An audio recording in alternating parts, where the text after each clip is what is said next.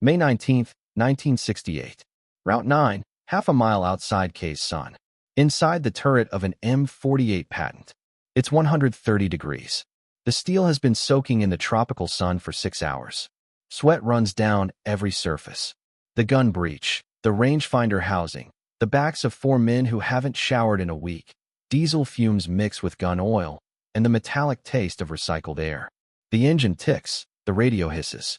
Corporal Fred Kellogg, 20 years old, Pennsylvania, is standing in the commander's hatch of B-12. His crew calls the tank B-Lub. The radio crackles. Charles is in the area. Every Marine knows Charlie means the enemy, but Charles throws them for half a second. Then AK-47 fire rips out of a hedgerow less than 100 feet away, and the confusion ends. Kellogg drops into his seat. Let's go. Kick it in the ass and get us up front. His driver, Private First Class Stanley Williams, punches the throttle. 50 tons of steel surge forward.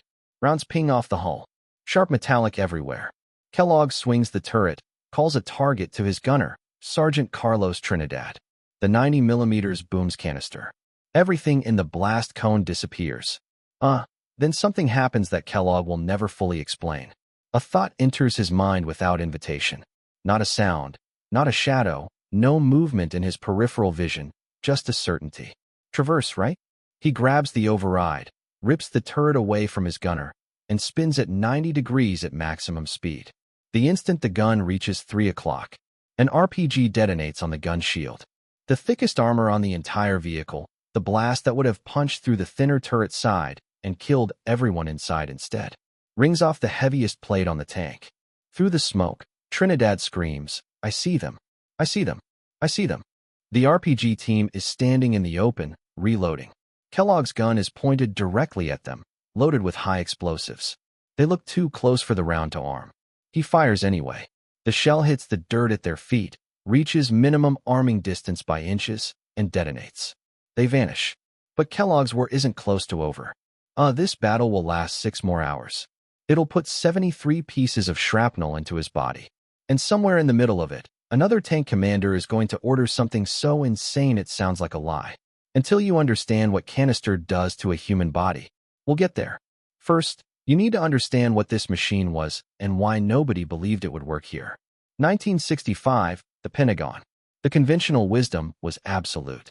Tanks cannot operate in jungle warfare. The terrain is too dense. The roads are too narrow. The bridges can't hold a 50 tons. McNamara believed it. The Army's counterinsurgency manual devoted 3 paragraphs to armor.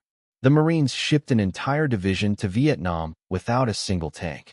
Then they discovered the enemy was fighting from concrete bunkers that rifles couldn't crack, that infantry was being pinned in open paddies with no cover, and that men were dying in the 15 minutes it took to get artillery on target. They needed something that could park 30 yards from a fortified position and erase it. The fact that every general in Washington said it wouldn't work was irrelevant to the Marines getting killed without one. The M48 Patton arrived at Da Nang on March 8, 1965.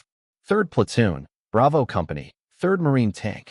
Battalion, the first American tanks in Vietnam, about 50 tons, a 90mm gun that could punch through 3 feet of reinforced earth or kill a Soviet tank at 2000 m. A crew of 4 was sealed inside a cast steel with no air conditioning. Frontal armor thick enough to bounce RPGs. Interior that regularly hit 130 degrees. The diesel engine burned fuel so fast that the tank needed resupply every few hours in combat. Loaders vomited from the heat and kept loading. For men, a driver above 1 in of belly armor and whatever was buried in the road, a gunner peering through a slit, a loader wrestling 40-pound shells in a space too small to stand. A commander half exposed in the hatch, directing everything while someone tried to put an RPG in his chest. Everyone told them this tank didn't belong here. Over the next 8 years, the M48 would prove that wrong in 4 completely different kinds of war. Each one was its own kind of horror. The first thing infantry learned about the M48 was what came out of the 90mm gun when you loaded canister. A canister round is a thin aluminum shell packed with more than 1,200 steel balls, each the size of a marble. When the gun fires, the casing shreds apart at the muzzle and the balls erupt in a cone. At 50 yards, the pattern is 6 feet wide. Nothing in that cone survives. At 100 yards, 12 feet at 224, every ball is moving faster than a rifle bullet. The targets don't hear the shot. The steel arrives before the sound. The M48 had turned a 90mm tank gun into the largest shotgun on the battlefield. In every major engagement from 65 to 73, pinned infantry called for tanks with canister before artillery or air support. A tank could park 30 yards from a tree and erase everything in it with one trigger pull. Remember what canister does. Remember how it works. You'll need that in about 5 minutes. Mines killed more M48s than any other weapon in Vietnam. Not RPGs, not recoilless rifles, not enemy tanks. Over half of all Patton tanks destroyed in the war were lost to explosives buried under roads and trails. The belly armor was 1 inch thick, the thinnest plate on the entire vehicle, and the driver sat directly above it. When a command-detonated mine went off under an M48, every crew told the same story. The tank left the ground 50 tons airborne. Then the blast came through the floor. The driver absorbed it first.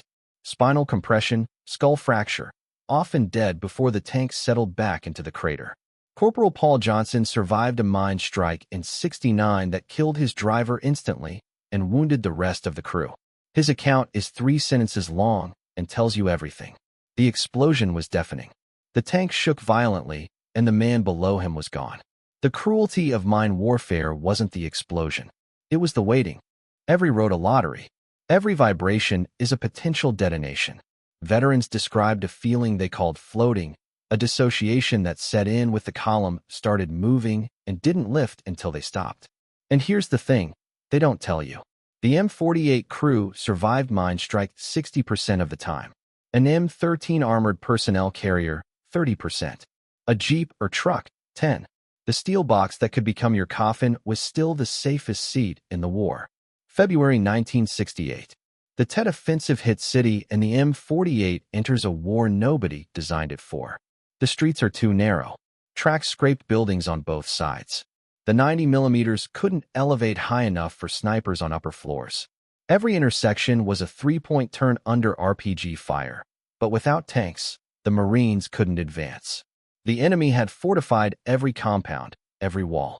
The M48s became battering rams. Fire a high explosive at a building, walk infantry through the hole, next building, block by block, day after day.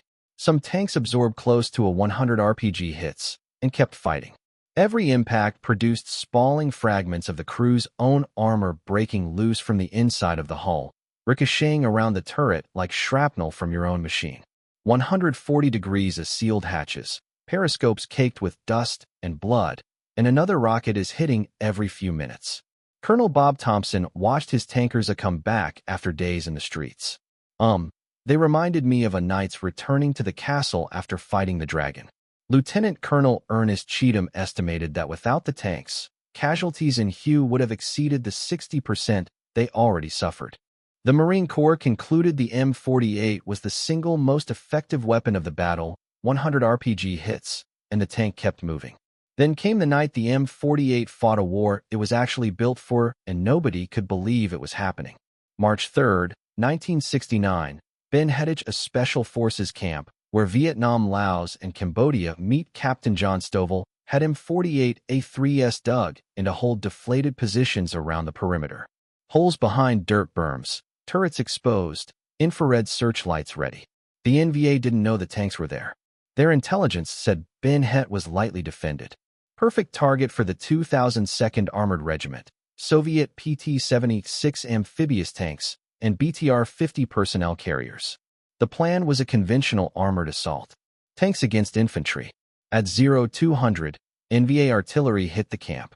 Under the barrage, PT-76s rolled out of the tree line, guns firing. They expected green berets and machine guns. They found Pattons in the dark. Stovall's gunner acquired the first PT-76 through infrared optics. The enemy didn't have 90mm high explosive. The shell struck the turret ring. 14mm of Soviet armor gave way instantly. Ammunition detonation. The flash lit the battlefield. And for the first time, the NVA saw what they'd driven into. A second PT-76 tried to flank, got bogged in a rice paddy. So the lighter tank sank where the heavier M48 never would have. A BTR-50 took combined fire while trying to retreat. It exploded. By 0400, it was over. Every NVA vehicle destroyed or abandoned. The first American tank versus tank engagement since Korea. The camp-held armor doesn't fight armor in a guerrilla war, except when it does. Now, back to Route 9. Back to Kellogg. Back to the battle where all four horrors happened on the same afternoon, May 19, 1968. Ho Chi Minh's 78th birthday. The NVA had prepared a present. 6 hours into the fight, First Lieutenant Harris was back at Khe Sanh with a toothbrush in his hand, listening to gunfire rolling in from Route 9. His platoon was taking casualties. He radioed for permission to reinforce. Nobody with authority could be found. 45 minutes. He waited 45 minutes while his Marines fought. When the permission came, he climbed into a tank, displaced the crew commander of B-15, took the hatch himself, and led the relief column down Route 9 with Marines clinging to the hull. A dozen men on his tank, a dozen more on B-14, a 120 degrees inside the turret. They drove into the middle of it. A mortar round landed among Fox Company Marines, killing the company commander. Himes, still exposed in his hatch, started directing leaderless grunts toward the enemy while his crew fired everything they had. His loader, Corporal Rene Serta, lost track of time. Shell after shell, spent casings piled around his legs hot enough to sear skin and singe the hair off his calves. When casings jammed the turret, he popped his hatch and threw them out barehanded. An RPG hit the turret beside him. The metal inside glowed orange with spalling.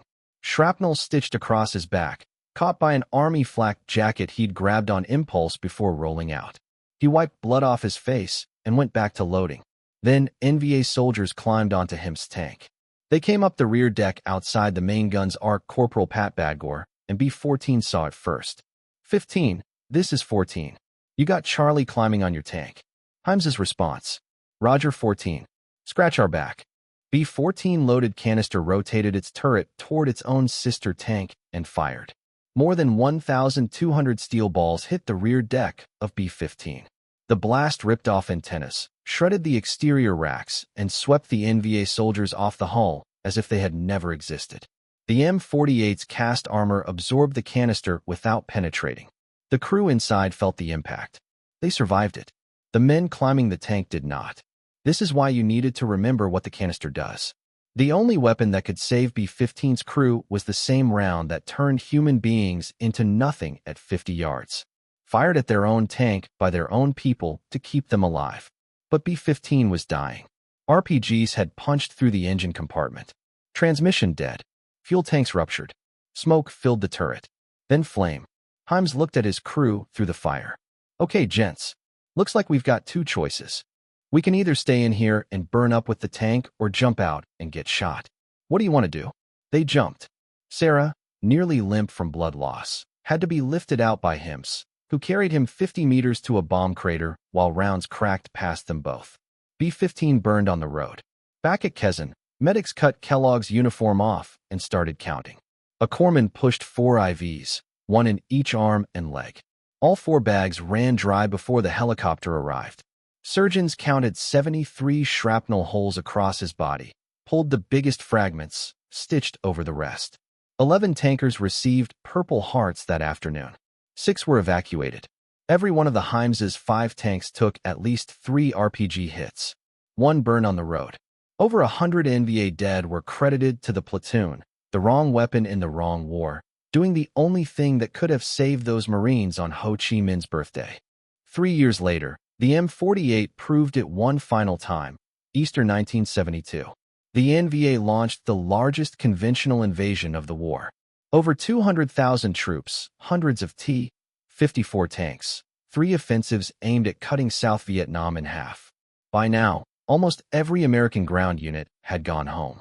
What remained were South Vietnamese crews in American machines. At Dong Ha, the ARVN 20th Tank Regiment, South Vietnamese tankers in American M48 A3S met the T-54 columns hauled down behind the Qua Viet River. Opening exchange, 2 T-54s destroyed. 9 Type 63 light tanks were knocked out. 0 M48s lost. Over the following week, 16 more T-54s were killed. One Chinese Type 59 was captured intact at Anlok. The siege lasted 3 months. ARVN tankers destroyed over 90 NVA tanks. Captain John Ripley, a Marine advisor, spent 3 hours dangling beneath the Donga Bridge under fire from approaching T-54s, wiring 500 pounds of explosives to the structure. He dropped a bridge into the River Navy Cross. The time he bought saved the line that held through the entire offensive. The tank that didn't belong in the jungle had just won the largest armored engagement of the Vietnam War. It couldn't last. In 1975, South Vietnam fell. ARVN tank regiments ran out of parts, then fuel, then ammunition. Hundreds of M48s were captured intact. The NVA put them in their own corps. For years later, American-built Pattons rolled into Cambodia under a communist flag. American steel, American guns, American design, firing for the other side. But every lesson the M48 bled for came home. The RPG hits at Hue drove composite armor. The mine strikes led to V-shaped hulls. The tank duels at Dong Ha proved crew training mattered more than raw armor thickness. Every one of those lessons is built into the M1 Abrams. The M48 Patton is still in active service. Turkey, Greece, Taiwan. Over 50 years after Da Nang, the design is still fighting. Fred Kellogg still feels the shrapnel on rainy days. 73 fragments. Some of them pulled out, some of them left. Lieutenant Himes, the officer who climbed into a tank he didn't have to let a relief column down a road, he could have stayed off, ordered canister fired at his own vehicle, and carried a bleeding Marine to a crater while his tank burned behind him. Said it simply, we took a hell of a beating, but we gave worse than we got. 50 tons 130 degrees inside 1 in of belly armor between you and the road, and every general in the Pentagon is telling you that the thing you were sitting in didn't belong here. It belonged here. The men inside it made sure of.